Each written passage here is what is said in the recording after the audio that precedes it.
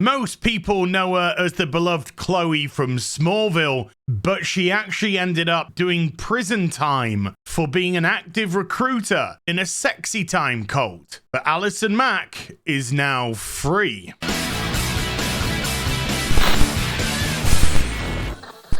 Hi everyone, it's Az here from HeelvsBabyface.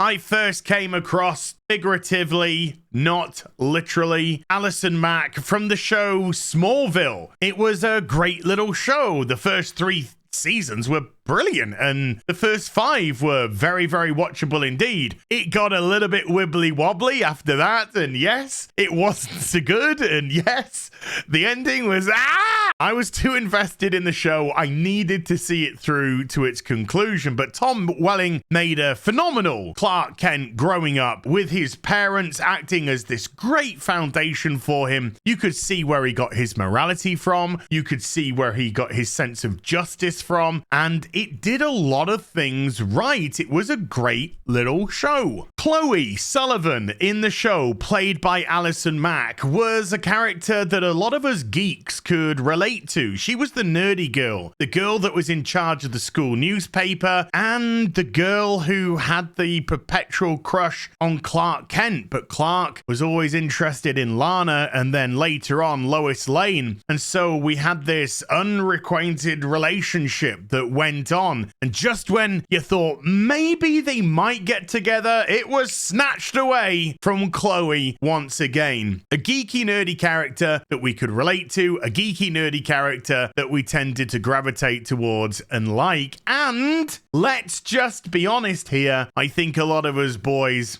maybe some of the girls as well, had a wee bit of a crush on Allison Mack as well, because she was the sort of the Willow of Smallville. Willow, of course, from Buffy the Vampire Slayer, sort of same sort of character. And even though she grew and became a character in her own right, there was plenty of sympathetic moments for this character, and it really made you want to root for her. As you can see, things though behind the Scenes were a lot different. Kristen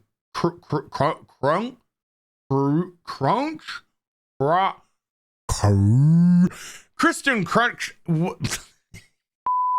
who played Lana Lang in the show, she was part of something called NXIVM, which was, or at least in appearances, meant to be some sort of female empowering feminist organization for women to take charge of their lives. And both Kristen and Allison were young girls when they joined the show, around about 18 years of age. And so something like this maybe gave them some sort of sense of security or some sort of sense of power in an environment where they were likely a lot of the time out of control. And even though Allison joined, Kristen herself soon dropped out, as it didn't appear to be the thing that she thought it truly was. However, Allison seemed to thrive there. This apparent feminist pro-women take charge organization was in fact pretty much a sex cult run by a gentleman called Keith Raniere. And this is where things got very sinister for Allison Mack. No longer was she just a member of the organization, she soon rose up to become a recruiter for the organization. And not just any old recruiter, she was Keith Raniere's right-hand woman and brought people into the organization to a group which was called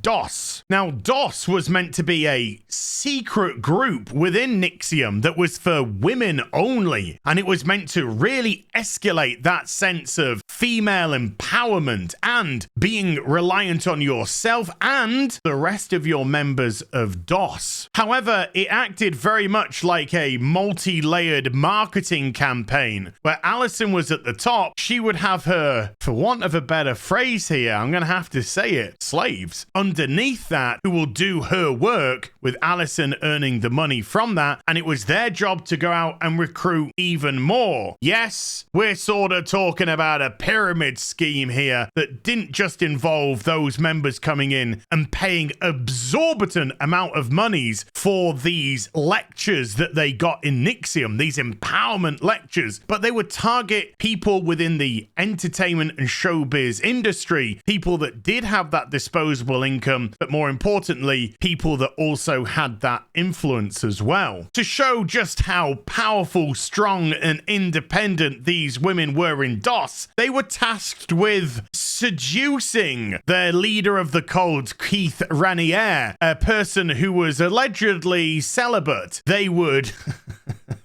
I can't even pretend to say this sensibly. He was completely complicit and in on this because guess what, folks? The head of DOS was actually Keith, even though that was kept from people. And another way to show off their empowerment would be to lie there in bed and let Keith come in and perform allegedly sexy time activities on top of them. But how did this remain unchecked for so long? I probably hear some of you asking. Well, to be in DOS, you had to hand over something called collateral. And collateral would involve bank account details, credit card numbers, compromising information about you, compromising photographs for you. These were held in case you revealed the secrets of DOS. But of course, they would never be used, would they? Except they acted as a complete and utter way to control the women within this segment of NXIVM. Then came one of the most controversial aspects, if what I've already said isn't controversial enough, and that was the branding of the women. They were branded with a symbol that was supposedly to show off the 4 elements. However, if you just tilted it to one direction, it would actually spell out KR, Keith Raniere, the leader of the cult. There was also another brand that, if it was turned on its side, showed off AM,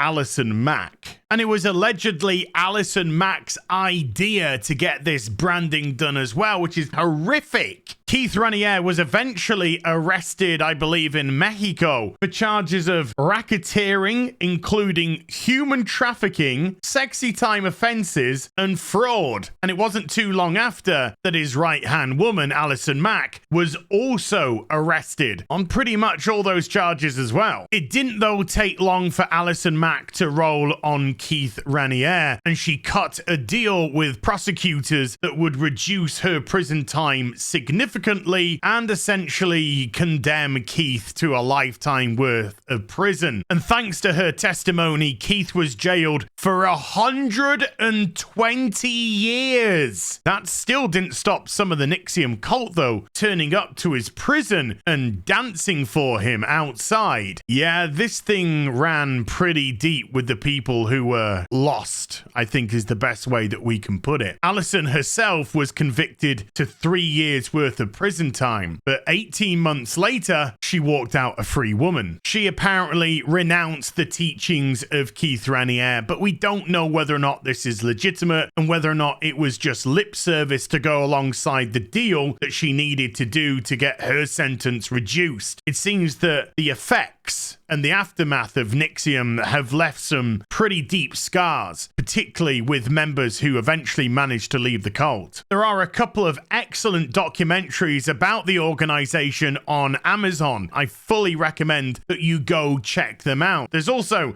an excellent video on the rise and fall of Allison Mack right here on YouTube, and I've linked it in the description box down below, and once again, I thoroughly recommend that you watch that too. Who knows what the future may bring for her now, but she's essentially penniless, nowhere to really go, and I doubt that she could really return to her career either. Does she have the influence to maybe get a little leg up along the way, or will she actually be genuinely remorseful and we'll see where her life leads her from here on in? But Chloe Sullivan, aka Allison Mack, that's a hell of a story to go through, believe me. I'll see you in the next video. You take care. Bye for now.